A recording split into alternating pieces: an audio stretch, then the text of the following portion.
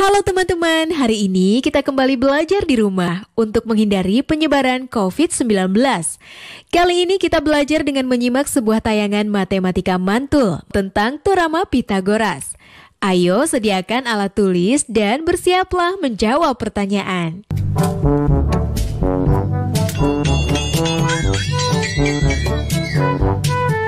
Ilman, datang juga kamu. Iya, sorry ya, telat. Udah aku siapin nih bahan-bahan bikin layangan. Mana? Ini kamu potong ya, jadi 4 bagian nih. Yang dua 42 cm, yang dua lagi menjadi 48 cm. Oke.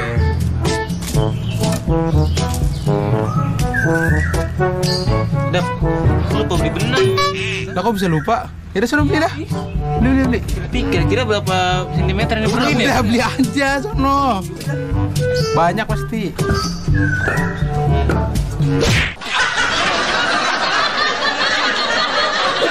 Halo sahabat edukasi, bagaimana? Kapan terakhir kali kalian main layang-layang? Atau membuat layang-layang sendiri gitu? Ternyata kita kalau membuat layang-layang itu seperti lagunya dulu kan, ku ambil bulu sebatang, ku timbang dengan benar dan segala macam. Nah itu ternyata ada konsep-konsep matematika yang diterapkan di situ, karena titik pertemuan di garis yang di tengah, kemudian benang yang kita ambil dari sisi luarnya, bambu yang kita jadikan layang-layang itu, semuanya itu ternyata membentuk segitiga, yang mana siku-siku dan benang-benangnya itu membentuk sisi miring dari segitiga, yang di situ mencerminkan tentang rumus Pythagoras. Nah, apa itu teorema Pythagoras?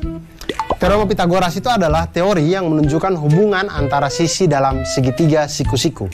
Ingat, segitiga siku-siku.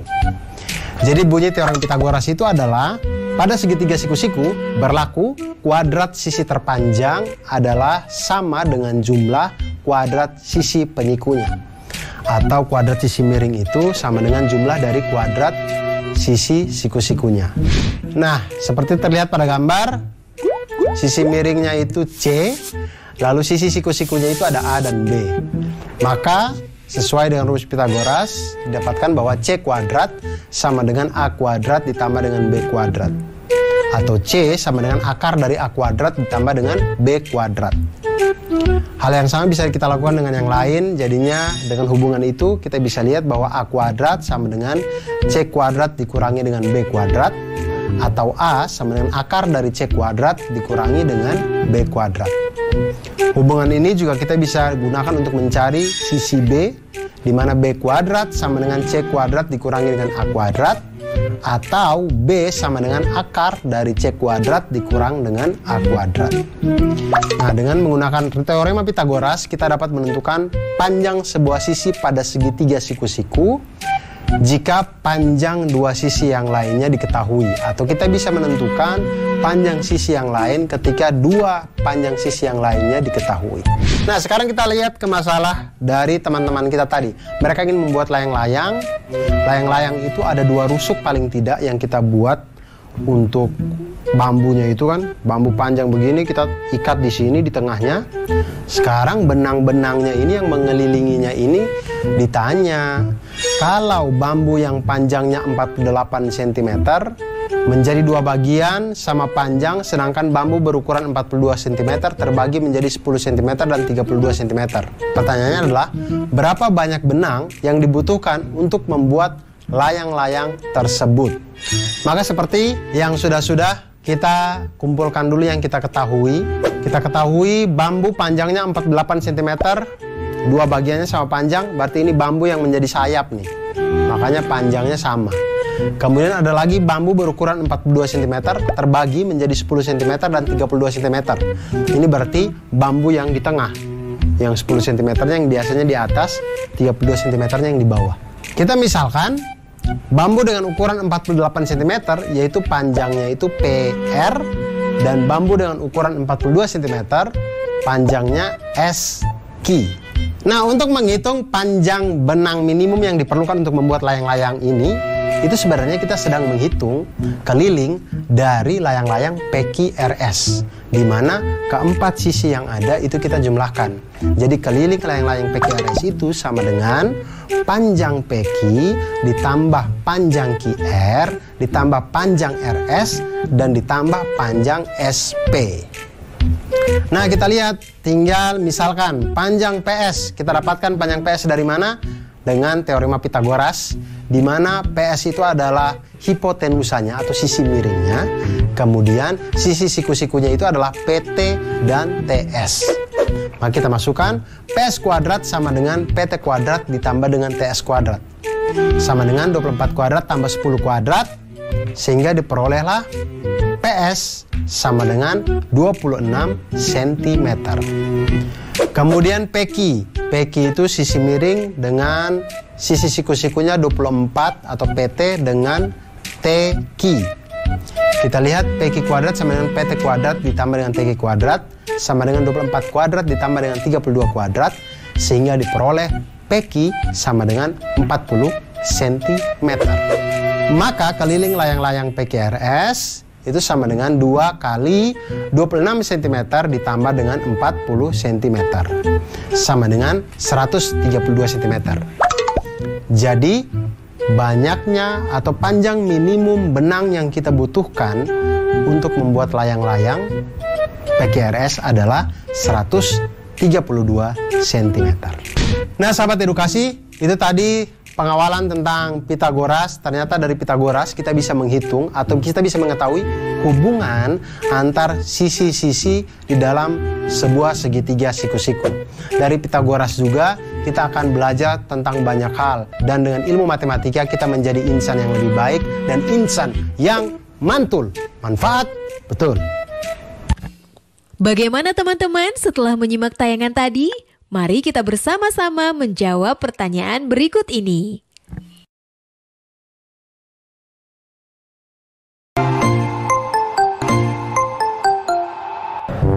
Bagaimana cara menghiasnya ya?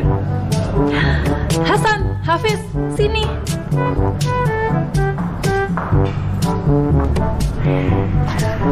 Kenapa Tante? Iya Tante, mau ngasih THR. Kamu, itu nanti. Sekarang kalian bantu Tante menghias 2 kotak ini dengan pita merah ya. Tante mau dipitain juga nggak? Nah, nanti Tante tambah cantik dong. Tante bisa aja. Menghiasnya di bagian diagonalnya ya, seperti ini, yang rapi, biar cantik seperti Tante. Tante bisa aja. Nah, sekarang kalian kerjakan dulu ya. Tante tinggal dulu. Hasan, kok ini disuruh dibikin diagonal ya? Kenapa nggak dililit aja? Kan lebih gampang. Iya sih, tapi suka-suka Tante apa? Ayo kerjain lah. Yaudah.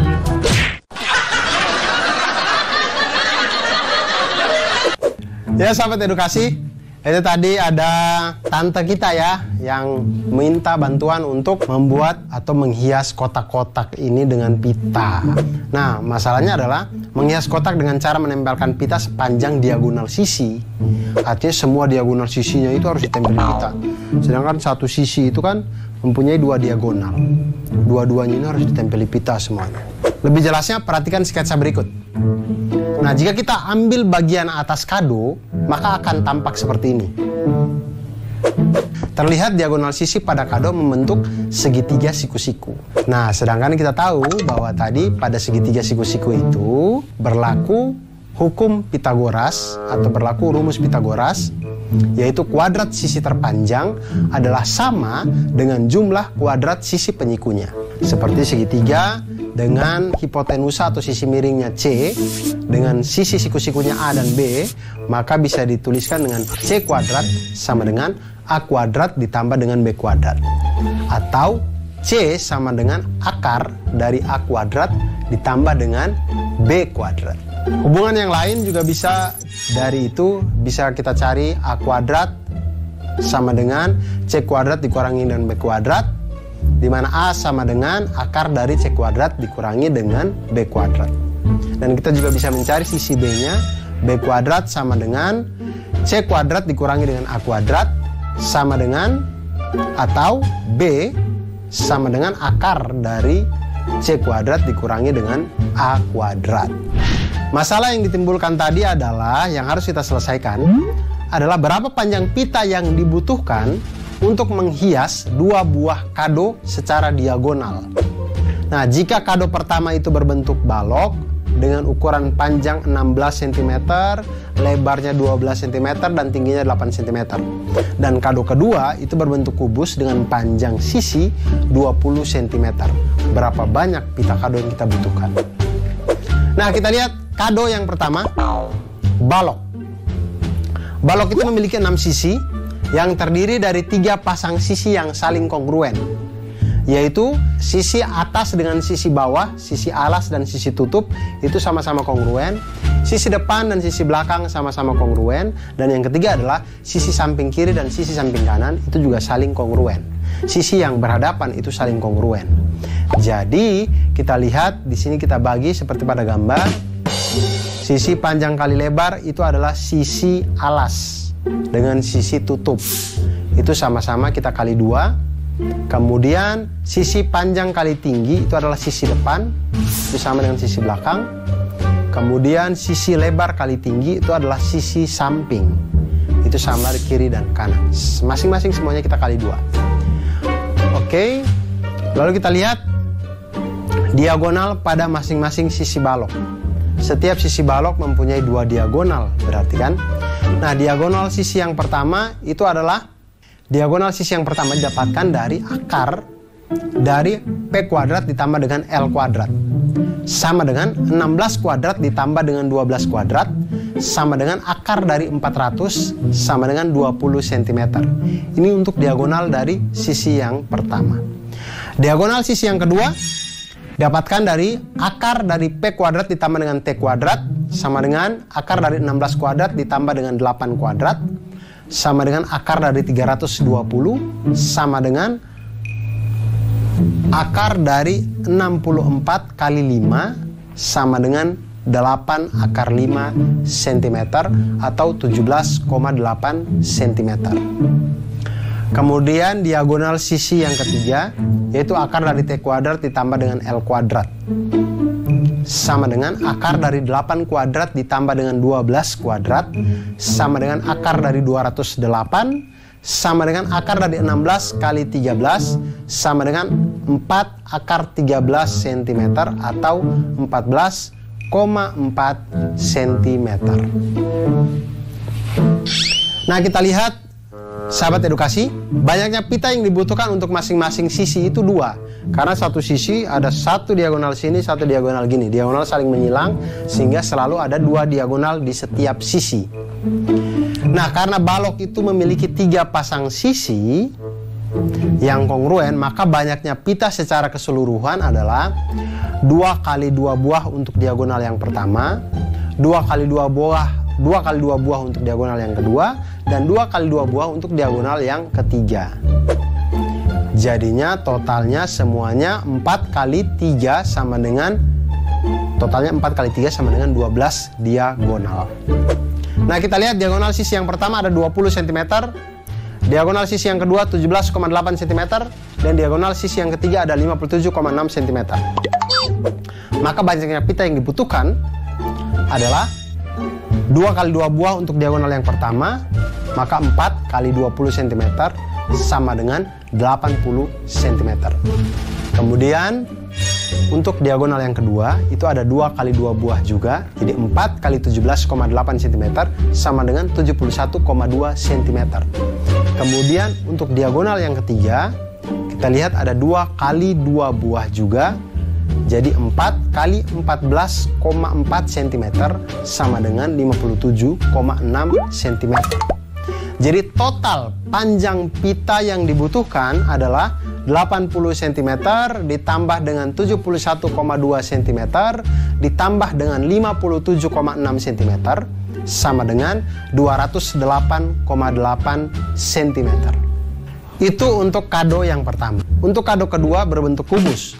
Kubus ini adalah semua sisinya itu kita kali dengan 6 karena 6-6-nya kongruen, dan sisi kubus ini diketahui panjangnya itu adalah 20 cm.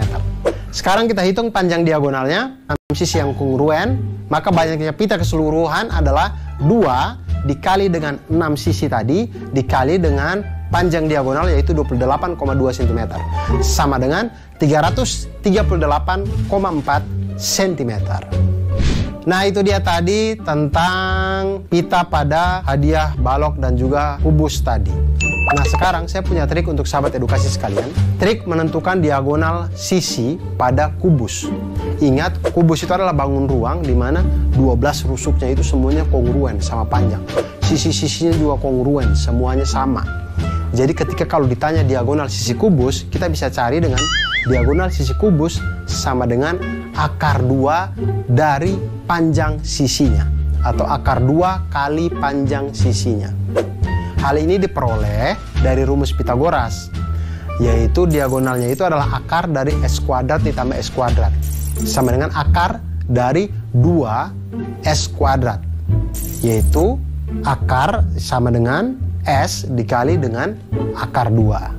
Sehingga diagonal sisi kubus itu balok. Oleh karena itu jangan pernah berhenti untuk belajar matematika, karena matematika membuat kita menjadi mantul. Manfaat betul.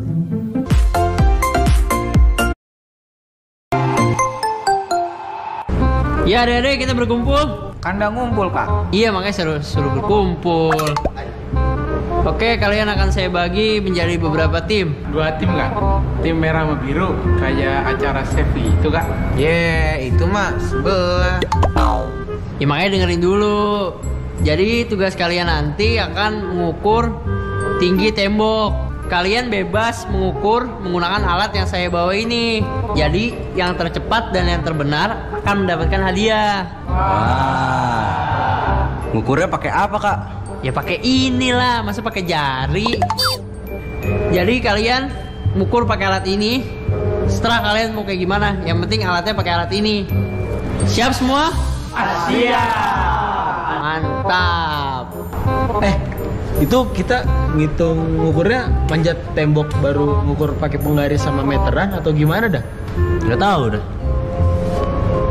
Tahu dah. Nggak tahu dah. Nggak tahu. Tahu dah.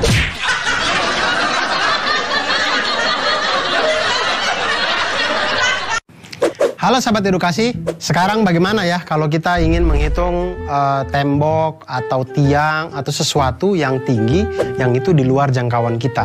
Misal juga kalau kita menghitung tingginya Monas. Nah, tapi kalau kita menggunakan konsep Pitagoras, kita bisa menghitung itu dengan aman, safety, dan akurat. Kenapa bisa dengan Pitagoras? Karena Pitagoras itu dalam segitiga siku-siku berlaku kuadrat sisi miring itu sama dengan jumlah dari kuadrat sisi siku-sikunya.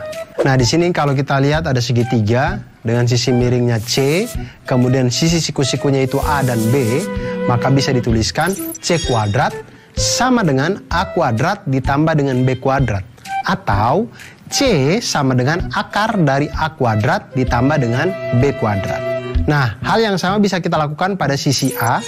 A kuadrat sama dengan C kuadrat dikurangi dengan B kuadrat. Atau A sama dengan akar dari C kuadrat dikurangi dengan B kuadrat.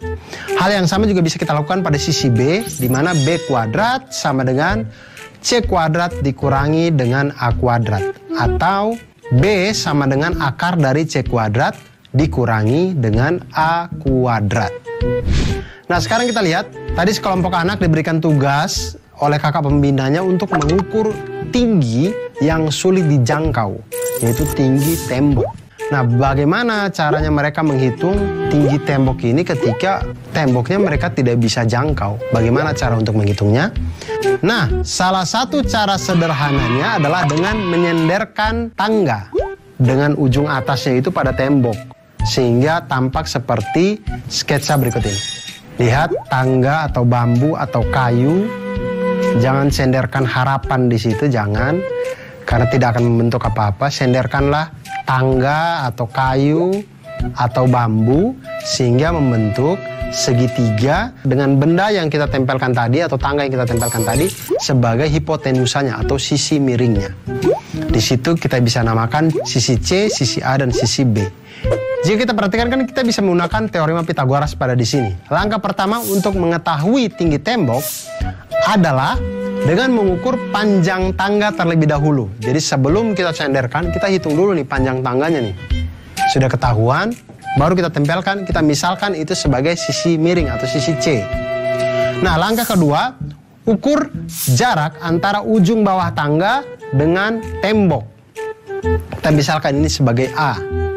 Jika sudah mendapatkan itu, maka kita bisa mencari sisi B atau tinggi tembok itu dengan rumus Pitagoras, yaitu B sama dengan akar dari C kuadrat dikurangi dengan A kuadrat. Nah, dengan menggunakan teorema Pitagoras, kita dapat mengetahui ketinggian-ketinggian yang sulit untuk kita jangkau. Contoh sekarang ya, misalkan panjang tangga adalah 5 meter. Kemudian jarak dari tangga ke tembok adalah 3 meter. Berapakah tinggi tembok? Maka tinggi tembok itu bisa kita cari dengan tinggi tembok sama dengan akar dari 5 kuadrat dikurangi dengan 3 kuadrat. Sama dengan akar dari 16 sama dengan 4 meter. Atau tinggi tembok itu setinggi 4 meter. Nah, sahabat edukasi, selain Pitagoras ini kita untuk menghitung tembok, menghitung ketinggian-ketinggian yang tidak bisa kita jangkau, kita juga bisa menggunakan matematika untuk menghitung kemampuan kita untuk memahami kehidupan dunia ini dan membuat kita menjadi orang yang mantul, manfaat, betul. Bagaimana teman-teman?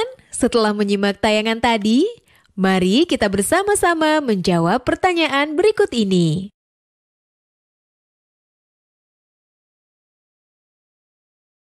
Oh iya, jangan lupa untuk tetap belajar di rumah ya.